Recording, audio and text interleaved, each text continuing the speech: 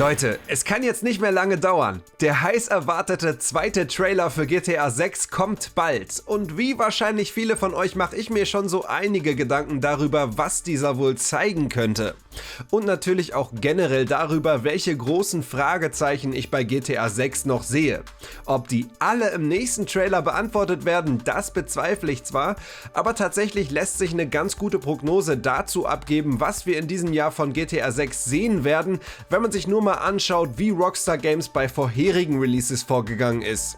Denn das weiß ich noch aus meinen 2 Jahren, in denen ich selber in der deutschen PR-Abteilung von Rockstar Games gearbeitet habe.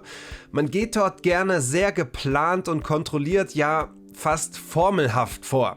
Und deshalb bin ich mir auch fast sicher, dass die Marketingkampagne für GTA 6 wieder ganz ähnlich ablaufen wird. Aber Vorsicht, das alles ist reine Spekulation meinerseits. Bitte setzt jetzt nicht euer gesamtes Aktiendepot darauf, dass das alles genauso stimmt. Aber wenn wir uns Trailer 2 dann irgendwann demnächst hier in der Analyse gemeinsam anschauen, dann wollen wir doch mal sehen, mit wie vielen meiner Aussagen ich richtig lag.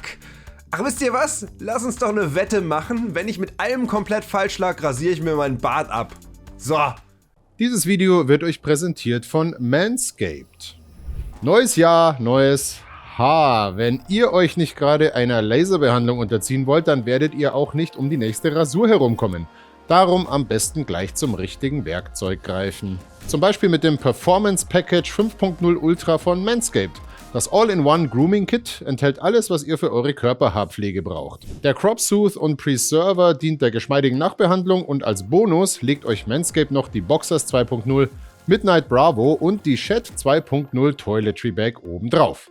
Mit dem Lawnmower 5.0 Ultra kümmert ihr euch ganz easy um die Haare unterhalb der Gürtellinie, wohingegen der Weed Wacker 2.0 eure Ohr- und Nasenhaare im Zaum hält. Mit dem Code GameStar bekommt ihr 20% auf eure Bestellung und kostenlosen Versand. Testet Manscaped für 30 Tage oder ihr erhaltet euer Geld zurück, wenn ihr unzufrieden seid. Weitere Infos bekommt ihr über den Link in der Beschreibung oder unter manscaped.com. Vielleicht zuerst mal die ganz grundsätzliche Frage, wann kommt der nächste Trailer denn überhaupt? Und warum bin ich so sicher, dass es bald ist? Neben den unzähligen Spekulationen im Internet über irgendwelche Mondphasen muss man eigentlich auch hier nur mal schauen, wie das bei den vergangenen beiden großen Releases GTA 5 und Red Dead Redemption 2 gelaufen ist. Trailer 1 für GTA 5 kam am 2.11.2011. Oh Gott, ist das lange her, in dem Jahr habe ich Abi gemacht. Der zweite Trailer folgte dann fast genau ein Jahr später am 14.11.2012. Bei Red Dead Redemption 2 war es ähnlich. Trailer 1 kam am 20.10.2016, Trailer 2 dann mit einem Monat Versatz am 28.09.2017. Trailer 1 für GTA 6, wisst ihr ja, kam am 5.12.2023, also wir sind schon ein bisschen drüber jetzt, deshalb bin ich auch so sicher, dass es nicht mehr allzu lange dauern wird. Ich könnte mir auch vorstellen, dass Rockstar Games den zweiten Trailer diesmal auch ohne viel Tamtam im Voraus einfach droppt, nachdem das letztes Mal so ein Albtraum war mit dem Leak und man den Release sogar vorziehen musste. Eine der entscheidenden Fragen, die der neue Trailer beantworten muss, ist natürlich, wann kommt denn jetzt das Spiel?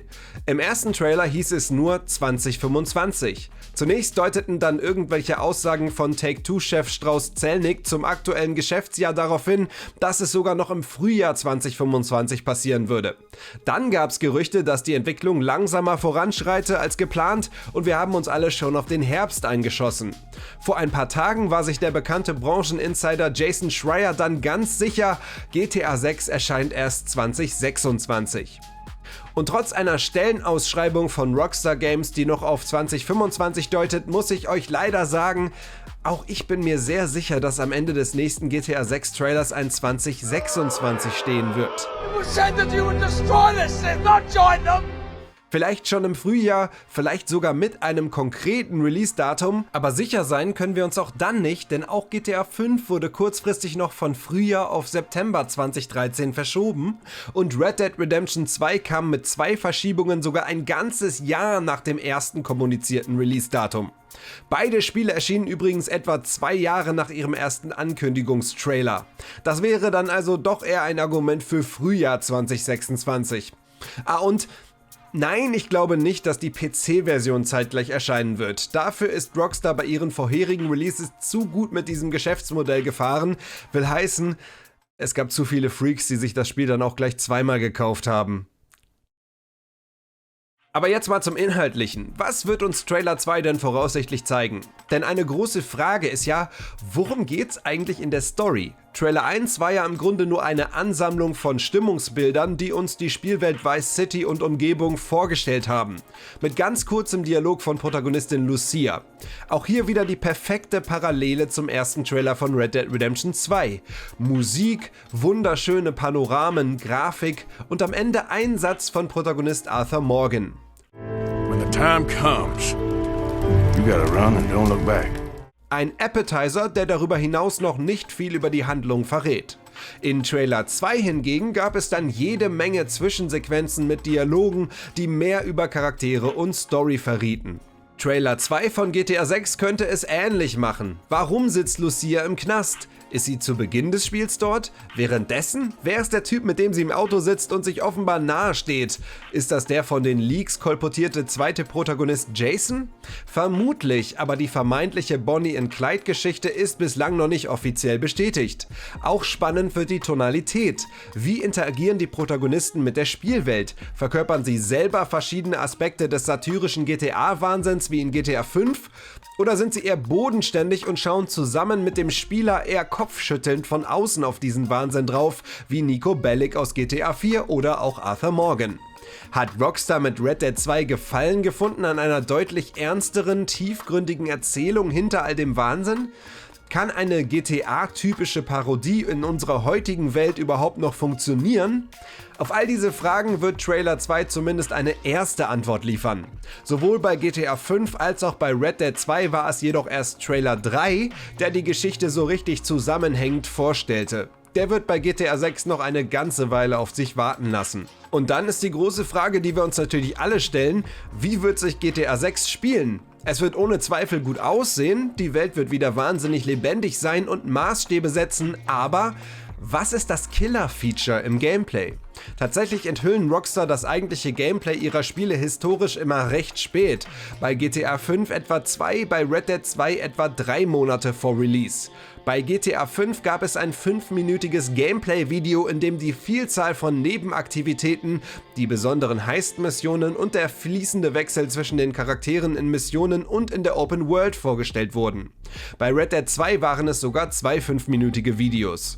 Rockstar muss auch mit GTA 6 wieder die nächste Open-World-Evolutionsstufe erreichen. Alles andere würde die astronomischen Erwartungen der Fans enttäuschen.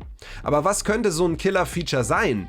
Wir sind jetzt natürlich wieder tief ins Spekulatiusland, aber in dem Mega-Leak vor einigen Jahren meine ich erkannt zu haben, dass Rockstar wohl am sehr realistischen Inventarsystem von Red Dead 2 festhält. Also nur so viele Waffen gleichzeitig, wie der Charakter auch realistisch am Körper tragen kann. Statt am Pferd könnte der Rest im Auto gelagert und dort getauscht werden. Geht man davon aus, dass noch mehr Dinge aus Red Dead Redemption 2 übernommen werden, dann könnte ein echtes Killer-Feature die Interaktion mit NPCs sein.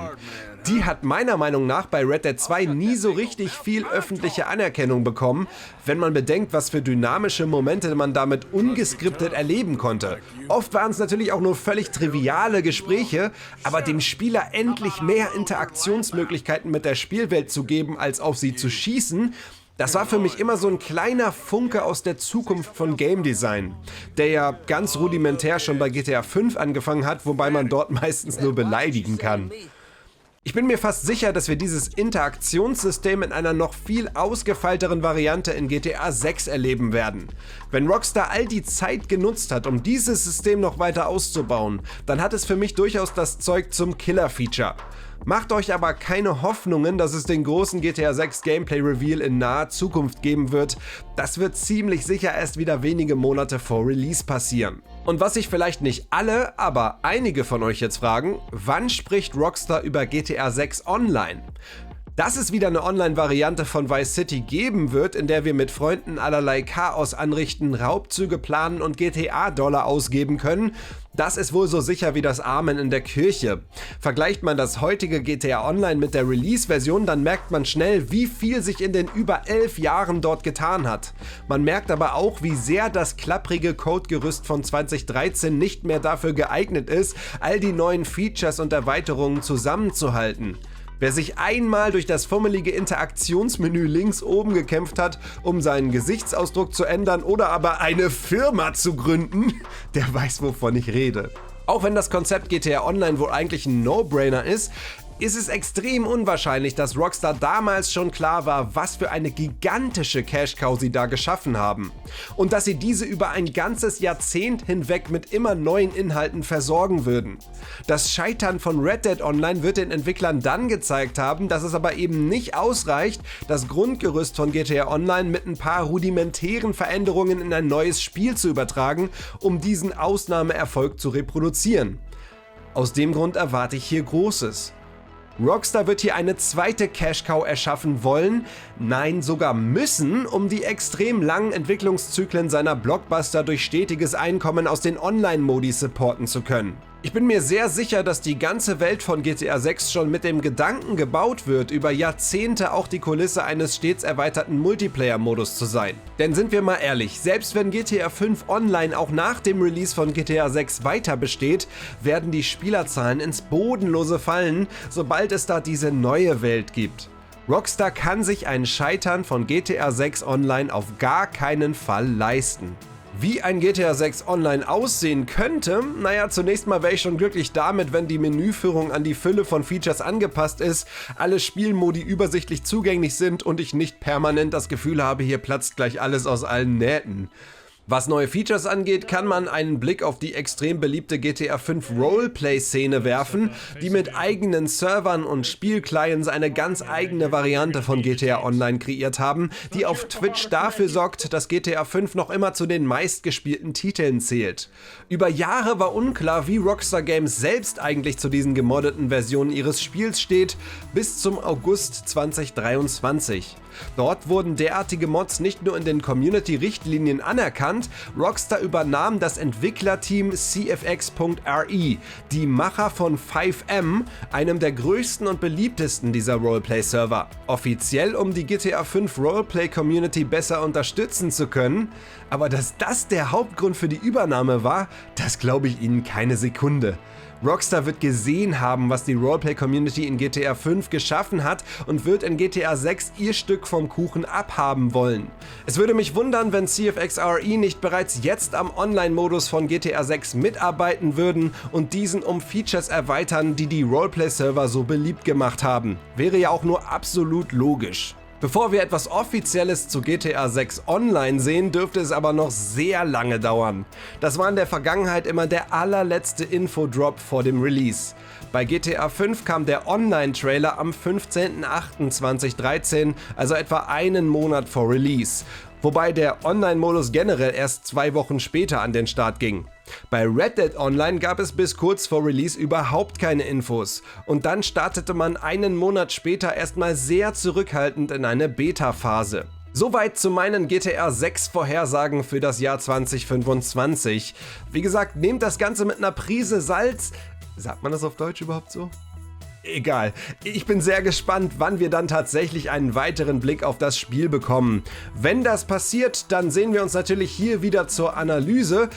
Aber schreibt mir gerne schon jetzt mal in die Kommentare, wo stimmt ihr mir zu? Wo seid ihr komplett anderer Meinung? Lasst uns da gerne ein bisschen zusammen spekulieren. Danke fürs Zuschauen. Euer Jules.